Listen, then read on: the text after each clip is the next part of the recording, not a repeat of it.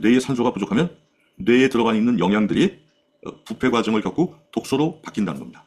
그러면 그런 독소들이 예전에 설명드린 것처럼 염증을 일으키고 신경세포에 염증을 일으키고 그리고 뇌 조직의 여러 부분들이 파괴되는 겁니다. 뇌세포들이.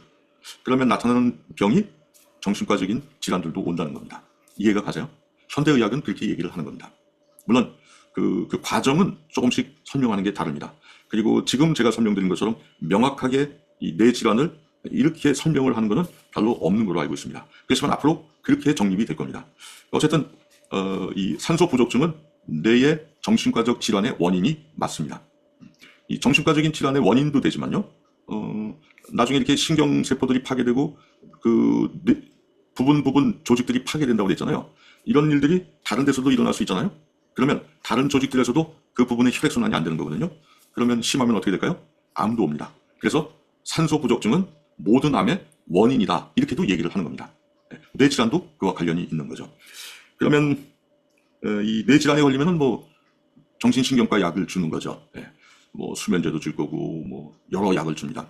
또 뇌 기능을 이렇게 다운시키는 약도 주고요. 뭐 여러 가지 약을 주는데 그러면 만일에 그러면 그런 문제를 해결하기 위해서 신체 어느 조직과 직결되어 있을까요? 회복시키려면 물론 위도 필요합니다. 위에 음식이 들어오지 않으면 다른 기능은 의미가 없죠. 소장도 중요하죠. 소장에서 흡수가 돼야 에너지가 생길 거 아닙니까? 그래야 기능이 정상적인 회복을 하죠. 그렇지만 여기에 또 하나가 있습니다. 그것은 대장 기능입니다. 대장에서 만일 만성적 변비고 아니면 설사를 하거나 변이 불규칙하다면 그러면 대장에서는 여러 유독가스가 올라오는 거죠. 그리고 이 유독가스는 피를 타고서 뇌까지 갑니다. 그래서 뇌에 이런 유독가스가 많이 차면 똥독이 많이 찬 겁니다. 그런 사람들은 정상적인 계산 능력이나 또 정상적인 사회활동을 하기가 어렵습니다. 뇌 기능이 다운되거든요. 그래서 좀 판단력이 부족해질 수 있어요. 그리고 이런 분들은 신경세포가 손상되면서 여러 문제를 일으키죠. 우리가 지금 얘기한 각종 정신과 질환들의 문제를 야기시킬 수 있습니다.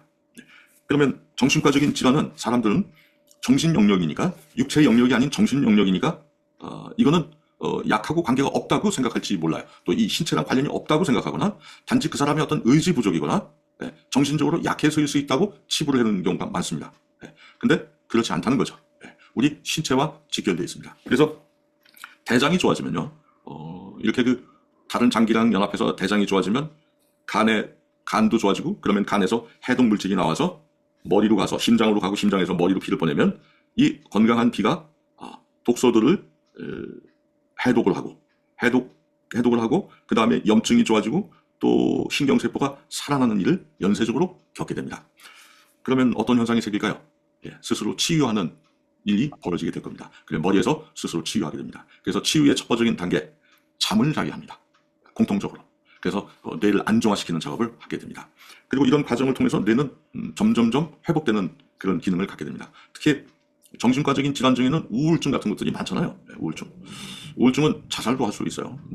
말할 수 없습니다. 우울증은 요즘에 감기 같아요. 예전에 감기보다 더 흔한 질환이 됐습니다. 어떤 분이 저한테 그런 분들이 종종 계세요.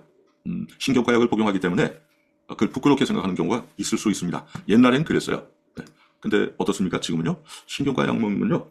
부끄러움이 아니에요. 너무 흔합니다. 이렇게 흔해졌어요. 그러면 그래서 우리 정신과적인 그런 산소 부족으로 인해서 생기는 많은 질환들도 풀어져야 되지만 또 한 가지 이 삶이라는 게 무의미하게 건강한데 무의미하면 얼마나 재미없겠습니까? 소금 없는 반찬 의미가 있어요? 맛이 없어요, 음식이. 그런 것처럼 정말 지루할 겁니다. 근데 이 대장이 좋아지면 여기 대장 자체 내에서 호르몬을 생산을 하죠. 그 호르몬이 생산되는 게 여러분이 아시고 계시는 엔돌핀 같은 거, 편안하게 해주는 거. 그리고 또 편안만 하면 되겠습니까? 기분이 좀 좋아져야 되잖아요. 아주 화려하면 사람이 좀 무의미하지 않습니까? 좀 즐거워야 됩니다. 그래서 즐거움을 유발해주는 호르몬인 셀레토닌도 이 장에서 만들어냅니다. 그것뿐 아니에요. 사람은 또 어떤 극적인 즐거움이 있어야 되잖아요. 그래서 도파민도 만들어냅니다. 어디서요? 대장에서 만들어냅니다. 그래서 대장에서 그 만들어진 호르몬을 이렇게 피를 통해서 보내요. 그러면 이게 뇌로 가거든요. 뇌에서 그 호르몬을 활용을 하는 겁니다. 그래서 아주 편안하게도 해주고 기분도 좋게도 해주고 아주 좋게도 해줍니다. 따라서 우울한 그런 여러 가지 정신적인 질환들뿐만 아니라 인생을 아주 행복하게 아주 정신적으로도 아주 즐거운 그런 상태를 유지할 수 있도록 어디가 도와줘요? 신체가 도와줍니다. 이 신체라는 그릇에 담고 있는 정신 기능도 컨트롤하는 겁니다. 따라서 뭐 신경과적인 또 이런 눈에 보이지 않는 정신적인 것과 관련해서 이거는 육체가 아니니까 관계없이 다른 데서 치료를 받아야 되고 뭐 이렇게 할 필요가 없다는 거죠. 그래서 여러분의 이 장 기능이 다 회복이 되면 그 자체에서 정신 영역까지도 어느 정도 컨트롤을 하게 됩니다. 그리고 그 건강한 피는 이 심장은 마음과 관련이 있다고 하지 않습니까? 마음. 그 심장은 혈액순환에 의해서 기능이 좌우되지 않습니까? 그래서 혈액순환이 안 되면 심장이 아플 뿐더러 불안해집니다. 안정이 안 돼요. 그래서 심장병 환자들은 왠지 모르게 불안해요. 눈동자가 벌써 다릅니다. 달라요. 그러면 심장이 좋아지면 마음도 편안해질까요? 이런 심리적인 것도 영향을 줄까요? 당연히 영향을 주죠. 그래서 마음이 편안해집니다. 안정이 돼요. 안정이 되기가 쉽습니다. 우리 그 한국의 조상들은 여기에 한 발짝 더 나아갔습니다. 그래서 뭐라고 얘기했냐면 저 사람 심보가 좋다. 심보가 고약하다. 이런 표현을 써서 심장을 감싸고 있는 보자기에 대해서 얘기를 합니다. 심장을 감싸고 있는 보자기가 있다고요? 예. 그것을 콩팥이라고들 얘기를 합니다. 그래서 생각. 이 심장은 마음은 생각도 관련이 있죠. 동기도 관련이 있고. 근데 이런 생각이나 동기나 감정을 컨트롤하는 또 다른 곳이 있는데 그것이 신장이라는 얘기가 되는 거죠. 따라서 내 마음의 동기, 성향 이런 것들을 컨트롤하는 또 다른 장기인 콩팥이 있다는 겁니다. 이게 옛날 사람들이 한자로 그냥 풀이해 놓은 걸까요? 그렇진 않아요.